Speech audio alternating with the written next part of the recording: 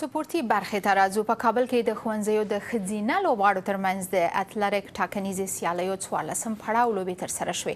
دغه سیالۍ د المپیک د ملي کمیټې او د دپوهنې وزارت په همکارۍ ترسره شوې چې پکې د لېسو 100 تنو لوبغاړو ګډون کړی و چې په پایله کې 14 غوره لوبغاړې د کابل د اتلتیک منځني لوبډلې ته منتخبې لوبډلې ته وټاکل شوې. د افغانستان د اتلتیک د فدراسیون په وینا دغه سیالۍ په 200 400 او 800 مترو واټنونو کې ترسره شوې چې په هره برخه کې درې غوره لوبغاړې وټاکل شوې.